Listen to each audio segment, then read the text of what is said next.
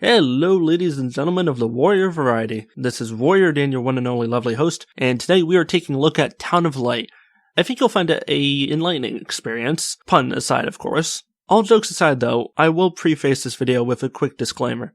This game contains a lot of adult content, and is not recommended for underage viewers. That said, I will be trying to skip over the majority of the inappropriate content featured in the game, and will only be showing that which is relevant to the discussion at hand. The game centers its story around a teenage girl by the name of Renee, who suffers from mental illness, struggling to tell the difference between reality and imagination, something today we would classify as possibly schizophrenia, and with limited adequate mental health services at the time, she was sent away to an asylum for the mentally ill. There, she and other residents were experimented on by the doctors, testing out a wide array of treatment plans that would today be considered inhuman and possibly even forms of torture. They tied you to the bed.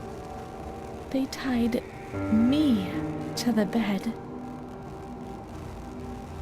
A woman died next to me, suffocated by her own vomit. She was tied down because she wouldn't stop masturbating. I remember her death rattle. I screamed, but nobody came. Everybody screamed in there. As you progress through the game, you slowly begin to see the world as Renee sees it, and start to learn about her past and her slow fall to insanity. You feel her childish innocence with an underlying pain and fear, something that's very common in real-life cases of schizophrenia. One comparison I would make to this game in terms of story and pacing and emotional weight, as well as a strong focus on relationships, is the very famous and much beloved film Forrest Gump. If you haven't seen this film, I highly recommend you do so. Now getting back to the topic at hand, let's get to the juicy bits, the really controversial bits. According to the information provided to me by the developer, this game was rated AO for adults only, and I can definitely say looking back that the rating was justified. The story is incredibly dark with a lot of violent, disturbing, and sexual elements. Although on the other hand, I can't fault the game for being unnecessarily edgy. Everything featured in it felt like it had a purpose to be there. For example, there is a very graphic rape scene featured in a cutscene early on in the game, although what excuses it in my mind is that it was not overly sexualized, but it felt as though the developers took the time to take the issue seriously and made it a very uncomfortable scene to watch. Not only that, but the scene had a major psychological impact on the character and in turn the plot. This is something that many filmmakers and game developers don't take the time to do, and should. So I give the Town of Light credit here for handling the concept of rape and sexual assault maturely, and not just using it as an opportunity to exploit women to provide some cheap sexual thrills. Now moving on to focus on the game's length. While there is a lot of weight in the plot, there isn't much length to it. You can easily play through the entire game in roughly maybe 2 or 3 hours. This is problematic because there's not much replay value to the game. Once you're done, you're done. The music and the sound effects for the game are absolutely fantastic. The game really downplays the use of its music, but where the music is present, it really does set the tone for the moment. The sound effects are dead on, everything from a door opening to the sounds of screams of the inmates in the facility, and the murmur of talking in the background during the memory sequences. It really adds a whole new depth to the game. Switching over to the technical side of things, the visual graphics were quite impressive. The environmental design is beautiful. Admittedly, I would sometimes just get spooked just by the atmosphere alone and would take my headset off for a second just to look around and reassure myself. There are some technical flaws in the game with low-quality textures, particularly on surfaces such as walls, which is a bit surprising considering the high level of detail in most other areas of the game. Additionally, there are plenty of performance issues that plagued my gameplay sessions, some of which being all but impossible to avoid. The worst offender of these is indisputably the poorly optimized foliage, which would drop my frame rate down from about 60 FPS to about 30 to 40 FPS. I also experienced a slew of crashes, one of which was so bad I had to restart my entire computer.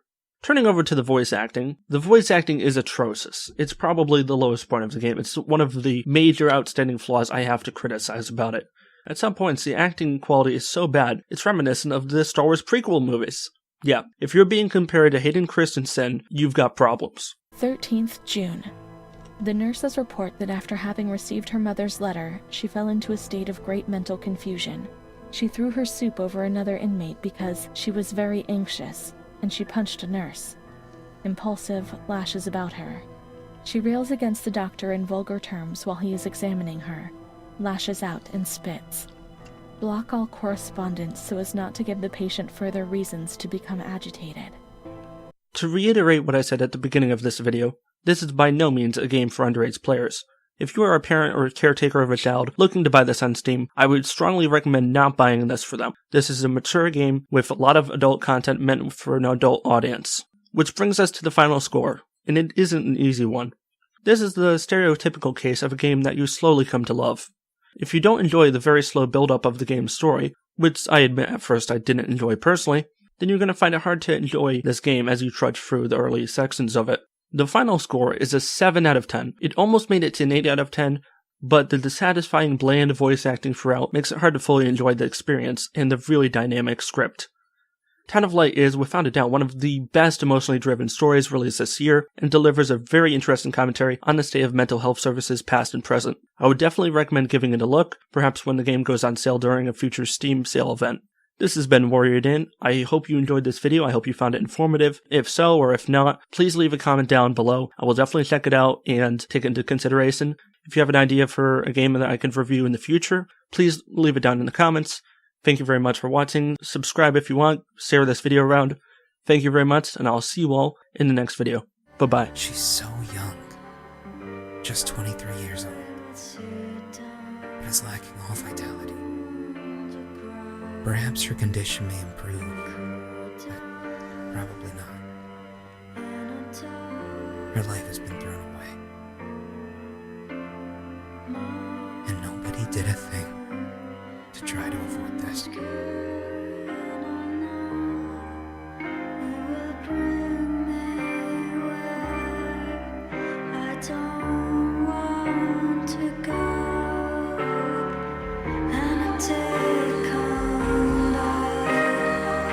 This is